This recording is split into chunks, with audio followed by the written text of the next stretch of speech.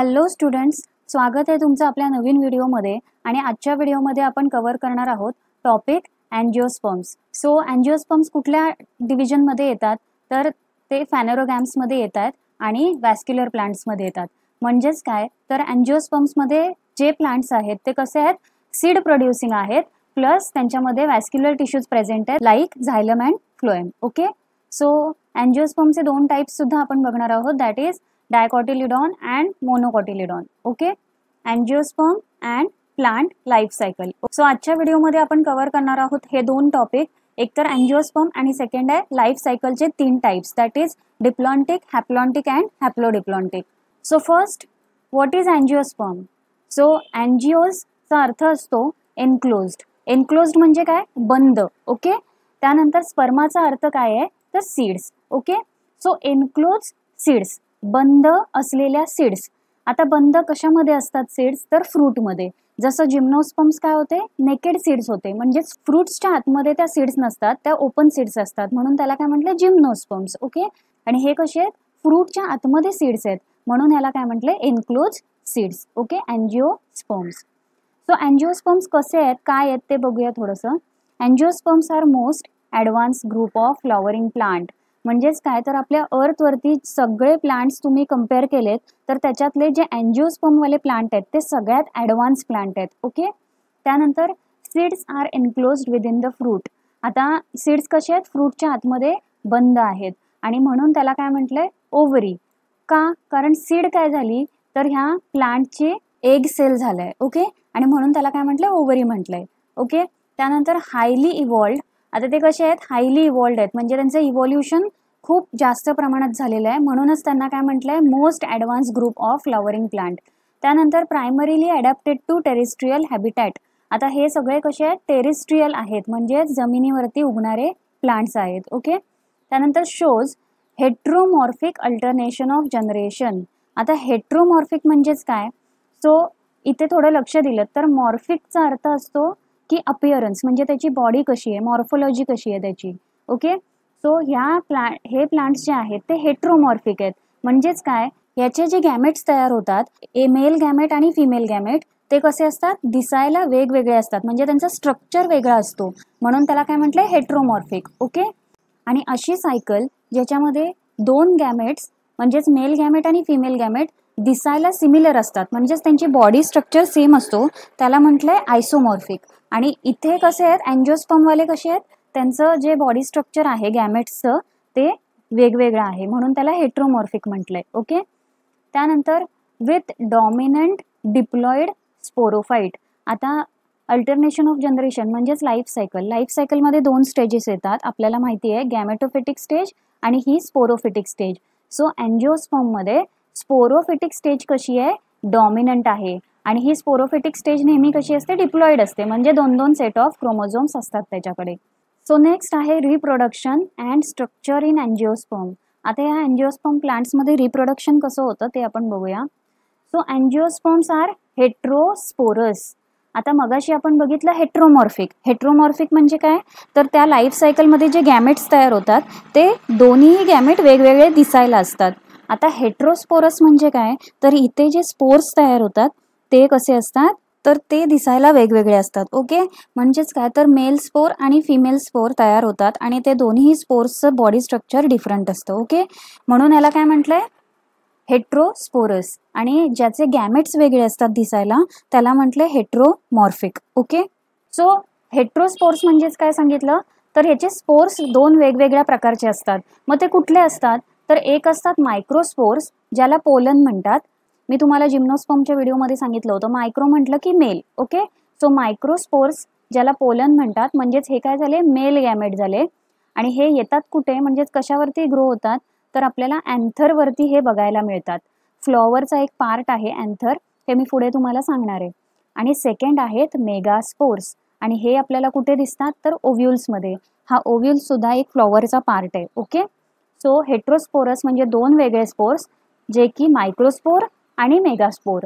मायक्रोस्पोरला pollen म्हणतात आणि हे असतात मेल स्पोर्स. मेगास्पोर्स काय झाले फिमेल स्पोर्स. ओके, सो आता ह्याच्यामध्ये आहे ना, ह्या अँजिओस्पर्मवाले प्लांट्स आहेत हे कसे आहेत फ्लॉवरिंग प्लांट्स आहेत, म्हणजे ह्याला फ्लॉवर्स येत असतात, म्हणून फ्लॉवरची ॲनाटॉमी आपण बघूया. सो फ्लॉवरच्या ॲनाटॉमीमध्ये 2 पार्ट केलेले आहेत. एक आहे इसेन्शियल वॉल्स आणि दुसरे आहेत ॲक्सेसरी वॉल्स. आता इसेन्शियल म्हणजेच काय, तर गरजेचे. कशासाठी गरजेचे, तर आपल्याला रिप्रोडक्शनसाठी गरजेचे असणारे हे पार्ट्स असतात. वॉल्स म्हणजेच काय, पार्ट्स. ओके. आणि ॲक्सेसरी वॉल्स म्हणजेच काय, फुलामध्ये जे काही पार्ट्स आहेत हे इसेन्शियल पार्ट आहेत, याला प्रोटेक्ट करायचं काम करतात हे ॲक्सेसरी वॉल्स. जसं की आपली 2 व्हीलर बाईक असेल तर त्याला आपण आजूबाजूने स्टीलचे गार्ड लावतो. कशासाठी, तर त्या गाडीला प्रोटेक्ट करण्यासाठी. तसंच इथे नेचरने या फ्लॉवरला सुद्धा इसेन्शियल वॉल्स दिलेत, जे की रिप्रोडक्शनसाठी गरजेचे असतात आणि त्या पार्ट्सना प्रोटेक्ट करण्यासाठी ॲक्सेसरी वॉल्स दिलेले आहेत. ओके. सो हे कोणते कोणते असतात ते बघूया. इसेन्शियल वॉल्समध्ये येतात अँड्रोशियम आणि गायनोशियम. ओके.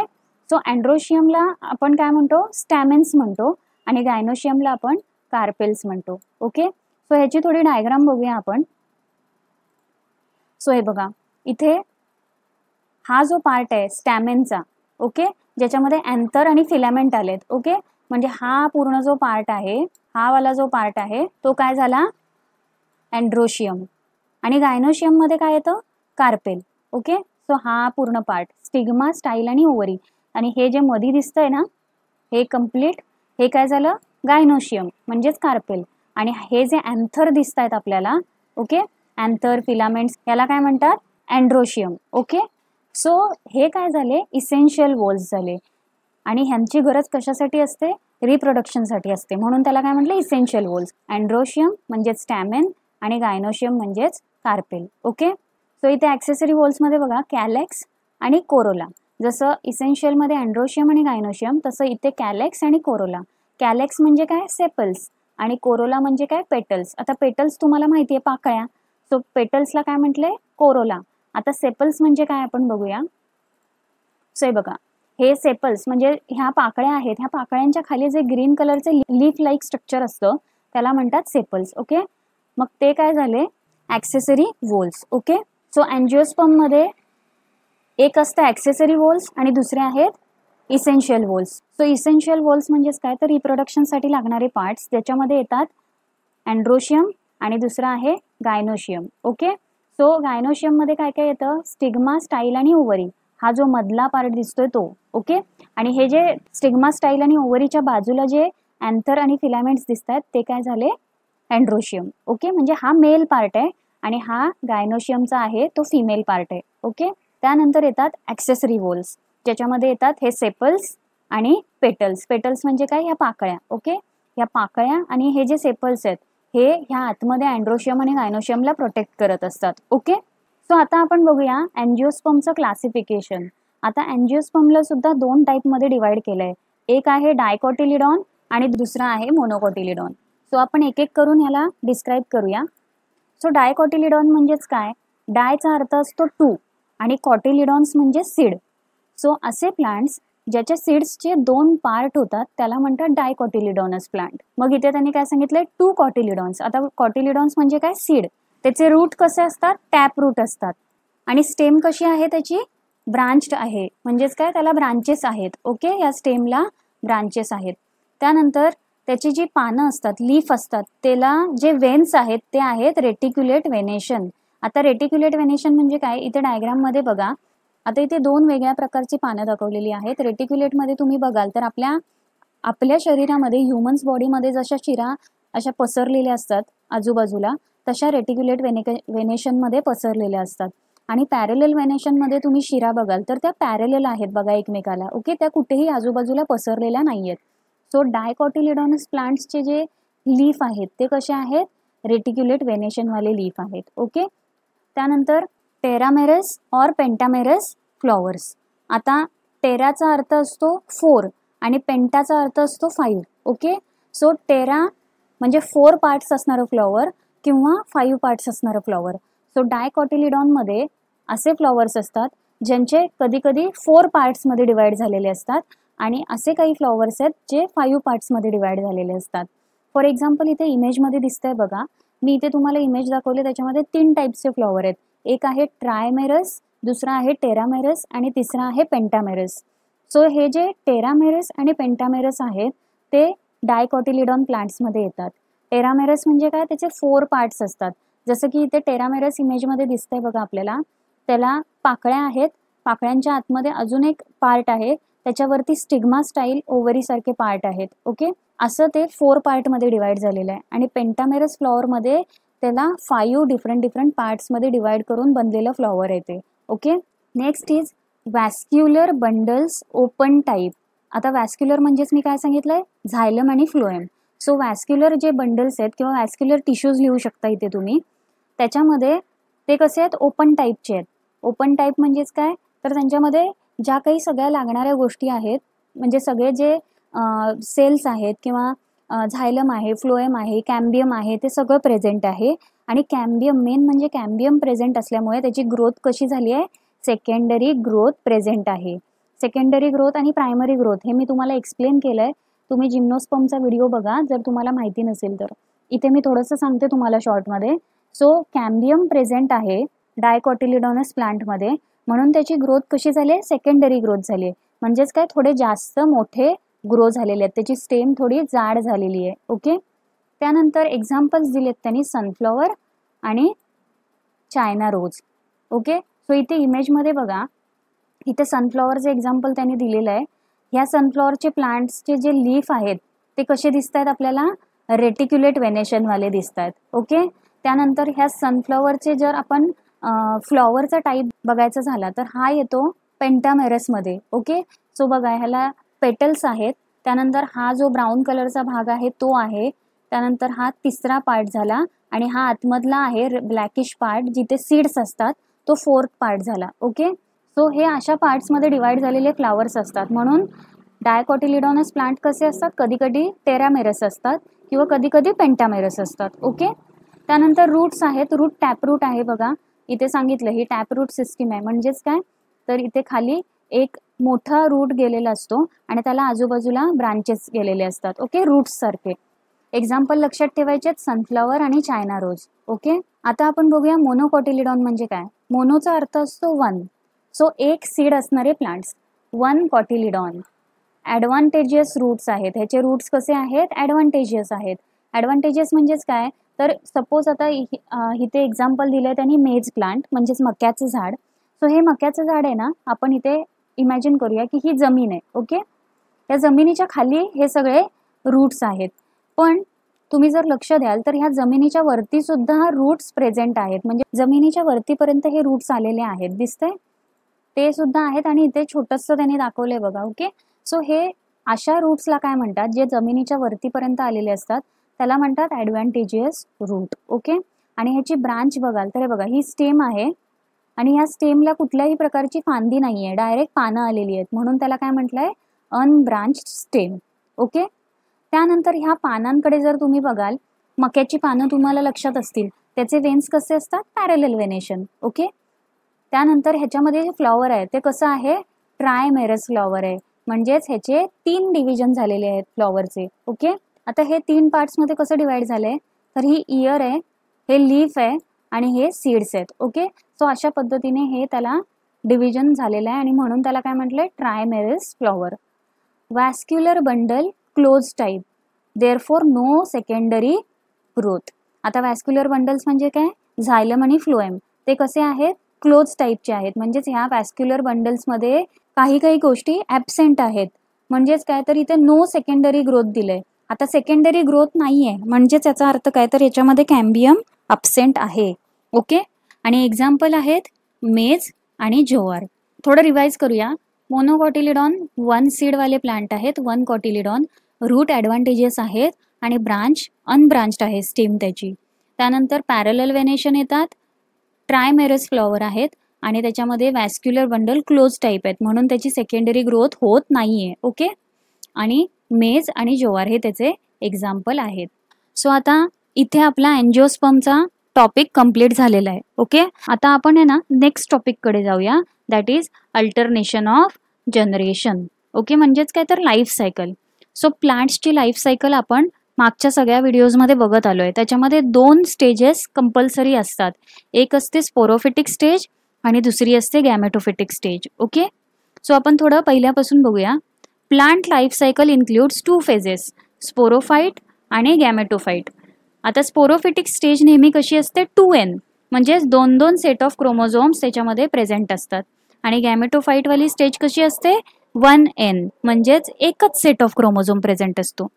आता स्पोरोफिटिक स्टेजमध्ये काय होतं तर मिओसिसच्या प्रोसेसने स्पोर्स तयार होतात आणि हे स्पोर्स कसे असतात हॅप्लॉइड असतात. आता ह्या स्पोर्सचं कन्व्हर्जन कशामध्ये होतं गॅमेटोफाइटमध्ये, म्हणजेच गॅमेट्समध्ये.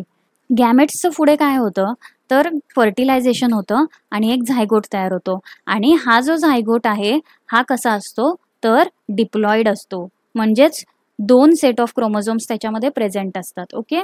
आणि मग पुन्हा स्पोरोफिटिक स्टेज चालू होते आणि मग मिओसिसच्या प्रोसेसने स्पोर्स तयार होतात. गॅमेटोफाइट स्टेज येते ज्याच्यामध्ये गॅमेट्स तयार होतात, फर्टिलायझेशन होतं, झायगोट होतो. सो ही अशी प्रोसेस कंटिन्युअस चालू असते. हे आपण आपल्या मागच्या व्हिडिओमध्ये बघितलंय. आणि ह्या प्रोसेसलाच काय म्हणतात तर अल्टरनेशन ऑफ जनरेशन. मग याच्यामध्ये नवीन काय आहे तर याच्यामध्ये 3 वेगळ्या टाईप्सचे अल्टरनेशन ऑफ जनरेशन्स असतात, म्हणजेच 3 वेगवेगळ्या टाईप्सच्या लाईफ सायकल असतात. त्या कोणत्या असतात तर first is diplontic, second is haplontic आणि थर्ड इज हॅप्लोडिप्लॉन्टिक. आता ह्या नावांना थोडंसं आपण समजून घेऊया आधी. डिप्लॉन्टिक म्हणजेच काय डायचा अर्थ काय 2. ओके.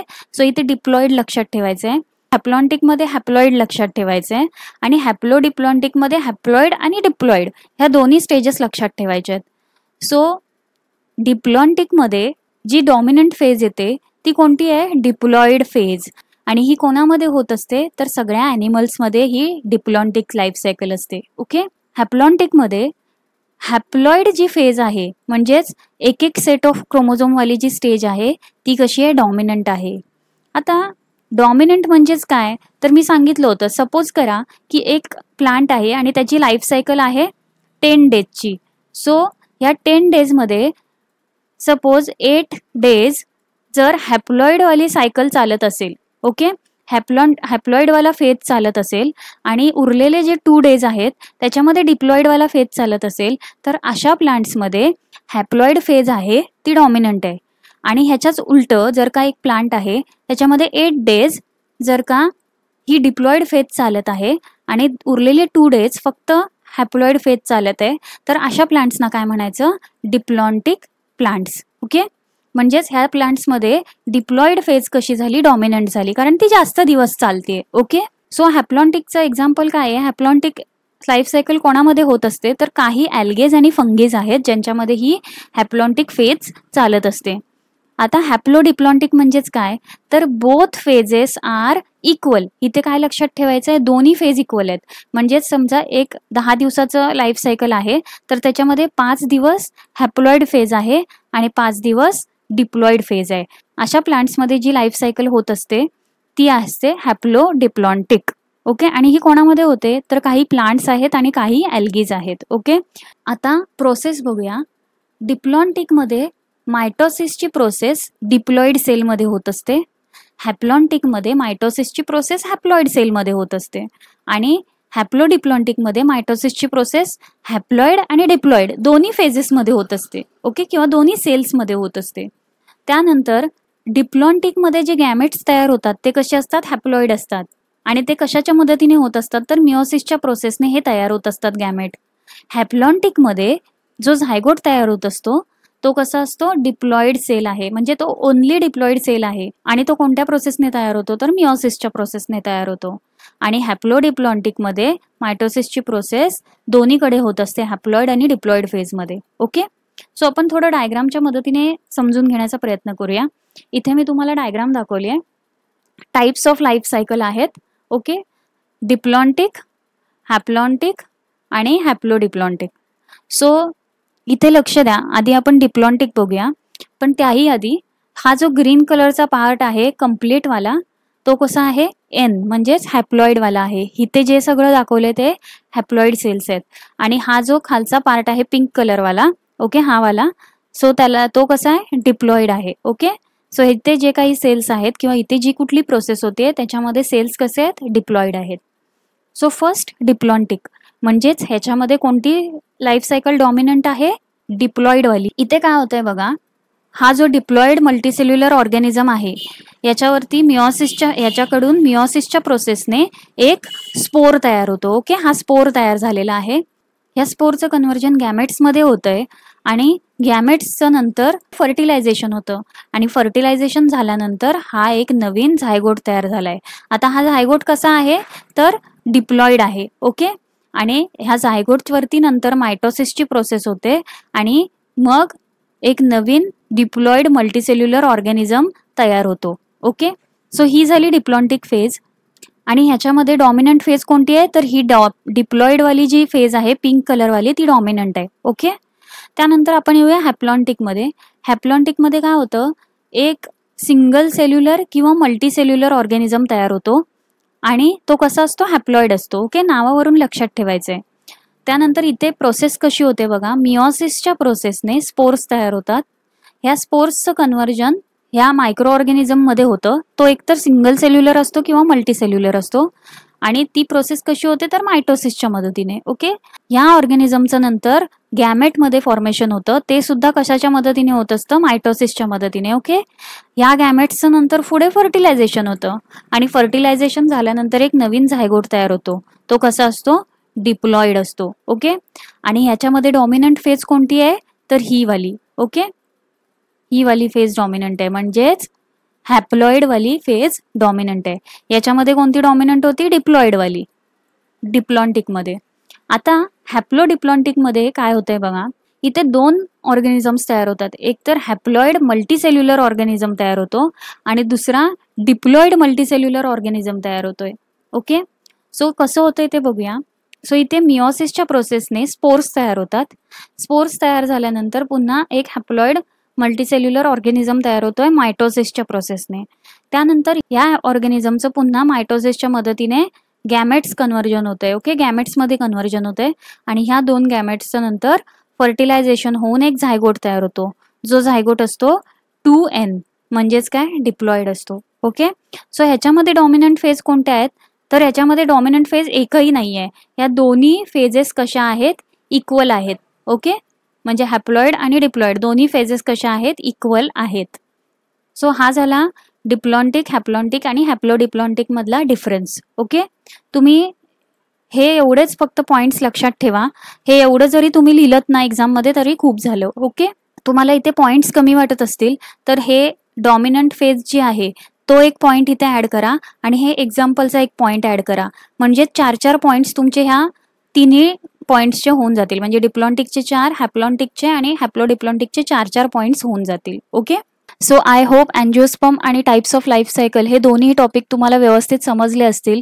व्हिडिओ जर तुम्हाला आवडला असेल तर लाईक करा, तुमच्या फ्रेंड्ससोबत शेअर नक्की करा आणि माझे चॅनल तुम्हाला आवडत असेल तर चॅनलला सबस्क्राईब करा आणि सबस्क्राईबच्या बाजूला ऑलचं बटन येतं ते एक प्रेस करा. त्यामुळे तुम्हाला माझ्या सगळ्या व्हिडिओचे नोटिफिकेशन्स मिळत राहतील. सो भेटूया आपल्या नवीन व्हिडिओमध्ये. Till then keep watching.